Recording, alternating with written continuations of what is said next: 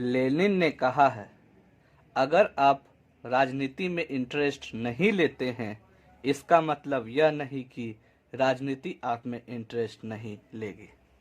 Hello friends, आज मैं आपको PSIR राजनीति विज्ञान और अंतर्राष्ट्रीय संबंध, जो ये UPSC या BPSC का ऑप्शनल या वैकल्पिक जो सब विषय है, उसके बारे में आज बात करूंगा। तो आज हम पहले डिस्कस करेंगे कि राजनीति विज्ञान क्यों लें, फिर उसके बाद हम डिस्कस करेंगे कि हमारे सिलेबस में क्या क्या है जो ऑप्शनल में पूछे जाएंगे, वो BPSC के लिए और UPSC के लिए। तो हमने पहले स्टार्ट ही किया कि लेनिन ने कहा है कि अगर आप राजनीति में इंटरेस्ट नहीं लेते हैं, इसका मतलब यह नहीं कि राजनीति आप में इंटरेस्ट नहीं लेगी। तो फ्रेंड, आप देख सकते हैं कि हाल ही दौर में कुछ भी हो तो सब कुछ आपको राजनीति से मिलता जुलता रहेगा। आप उठे तो राजनीति, घर में है तो राजनीति, पॉलिटिक्स तो समाज में है तो राजनीति, तो हर जगह अगर आप नहीं भी चाहते हैं तो आप कहीं ना कहीं राजनीति के अंदर आते ही हैं। तो सबसे पहला प्रश्न आता है कि राजनीति विज्ञान क्यों लें, आखिर क्यों लें ऑप्शनल। तो सबसे पहले कि अगर आप BA पार्ट 1, पार्ट 2, पार्ट 3 जो भी आप अगर BA से किए हैं, पॉलिटिकल साइंस राजनीति विज्ञान से किए हैं, तो आपको सीधा आपको मदद मिलेगी, क्योंकि जितना भी सिलेबस है वो डायरेक्ट इसी से आते हैं। तो राजनीति विज्ञान सरल है, सहज है और समझ में आने वाला विषय है। ये सबसे पहला पॉइंट है। अब आप पूछ सकते हैं कि कैसे। अब सिंपल सी बात है, प्रधानमंत्री, राष्ट्रपति या जो बाइडेन का बात करें या पाकिस्तान इंडिया का बात करें, तो ये सब क्या है, आम हमेशा की तरह आते जाते ये न्यूज रहता है। तो ये सरल है, समझने में आसान होता है, बहुत ही सहज होता है। दूसरा बात कि ये सामान्य अध्ययन जो GS पेपर होता है उसमें महत्वपूर्ण योगदान ये निभाता है। जो GS पेपर 1, अगर हम UPSC का बात करें, GS पेपर 1 में 30% योगदान PSIR का होता है, जिसमें मॉडर्न हिस्ट्री, अगर वर्ल्ड हिस्ट्री बात करें तो वो PSIR का पार्ट है, इंटरनेशनल रिलेशनशिप का पार्ट है, जो आपको PSIR में आपको पढ़ना पड़ेगा। दूसरा, GS पेपर 2 तो 100% पॉलिटी और IR है ही, उसमें तो आपको डायरेक्ट मदद करेगा। तीसरा, GS पेपर 3 है, उसमें आर्थिक विकास, पहले आर्थिक विकास जो था वो पॉलिटी राजनीति विज्ञान इसी का पार्ट था, जो अब अलग कर दिया गया। चौथा, GS 50% इसमें आपको प्राप्त होगा, आपको सिलेबस मिलेगा, क्योंकि इसमें जो इथिक्स है इसमें आपको प्रशासनिक ही पूछा जाएगा, और पब्लिक एडमिनिस्ट्रेशन वो तो राजनीति विज्ञान के अंदर आता ही है। तो आपको चारों UPSC के चारों पेपर में आपको मदद देगा। तीसरा, अगर बात करें कि आप राजनीति विज्ञान क्यों ले, तो अच्छे अंक प्रदान करने वाला यह विषय है। पॉलिटी, IR ये हम लोग ऑलरेडी GS पेपर में भी पढ़ रहे हैं, तो ये अच्छे अंक आपको देगी, क्योंकि आपकी समझ बढ़ जाती है।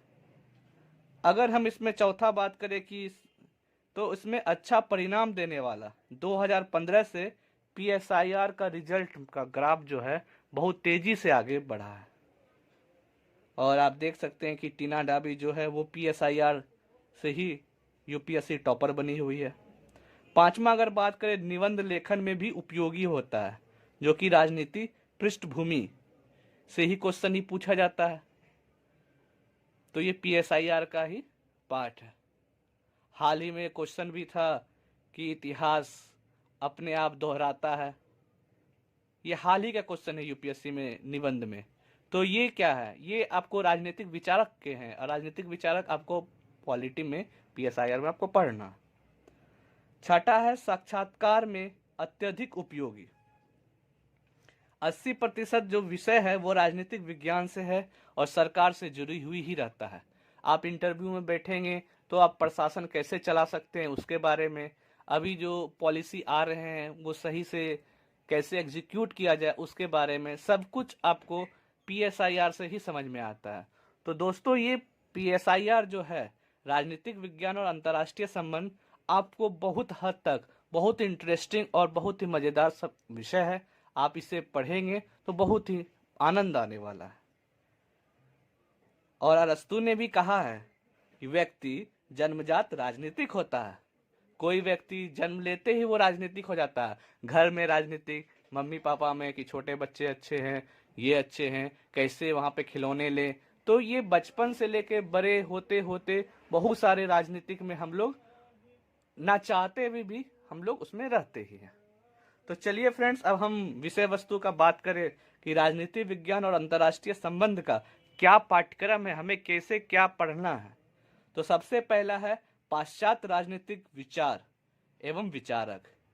तो फ्रेंड, बहुत ही मजेदार ये विषय है कि आप विचारों के बारे में जानेंगे कि पहले के लोग, जो सुकरात था, सुकरात कितने अच्छे लोग थे, कितना उच्च विचार रखते थे। फिर उसके बाद प्लूटो आया, उसके बाद अरस्तु, जो आप सिकंदर के गुरु के नाम से जाने जाते हैं।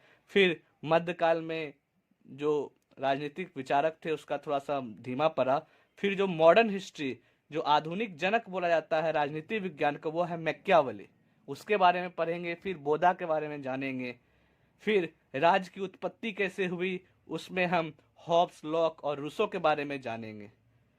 तो इस प्रकार के जो पाश्चात्य राजनीतिक विचारक है उसको बारे में अच्छे से समझेंगे। दूसरा है भारतीय राजनीतिक विचारक। तो भारतीय राजनीतिक विचारक में सबसे पहले राजा राम मोहन राय, जो आधुनिक भारत का जनक भी कहा जाता है, उनके बारे में जानेंगे। फिर महात्मा गांधी, अंबेडकर, मनु और कौटिल्य के बारे में अच्छे तरीके से समझेंगे। ये भी आपको हमेशा आप पढ़ते ही रहते हैं कि ये, इसलिए ये सब जो विषय है आपको बहुत ही मदद मिलेगा। तीसरा है राजनीतिक सिद्धांत। राजनीतिक सिद्धांत में अर्थ, तात्पर्य क्या है राजनीतिक सिद्धांत का, राज्य की उत्पत्ति, अभी पहले ही मैंने डिस्कस किया है कि जो पाश्चात्य विचारक थे, अगर हम उसको अच्छे तरीके से समझ लेंगे तो जो तीसरा पार्ट है राजनीतिक सिद्धांत अच्छे तरीके से समझ में आ जाएगा। क्योंकि राज्य की उत्पत्ति किसने दिया, तो हॉब्स, लॉक, रूसो, तो इसमें योगदान है। तो अगर हम वहाँ थ्योरी पढ़ेंगे तो ऑटोमेटिकली विचारक पढ़ने के बाद थ्योरी अच्छे से समझ में आएगी। फिर संप्रभुता, तो बोधा का आता है। लोकतंत्र, गणतंत्र, पंथ निरपेक्ष, समाजवाद, ये सब हम पढ़ेंगे। फिर चौथा है भारतीय राजव्यवस्था। अब भारतीय राजव्यवस्था आप ऐसे ही पॉलिटी में पढ़ रहे हैं कि प्रधानमंत्री क्या है, राष्ट्रपति क्या है, राजव्यवस्था क्या है, नागरिकता क्या है। तो ये सब अल्टीमेटली आपको बहुत ही सहयोग, जो PSIR है, आपको बहुत मदद देगा। अगर हम ये जो 4 आपको मेन सब्जेक्ट बताए, ये पेपर 1 का था। अब जैसे ऑप्शनल, जो अगर आप UPSC करते हैं तो उसमें 2 पेपर होते हैं। एक ऑप्शनल का जो पेपर 1 होता है, फिर पेपर 2 होता है। तो ये पेपर 1 हुआ ऑप्शनल का। अगर दूसरा बात करें तो तुलनात्मक राजनीति।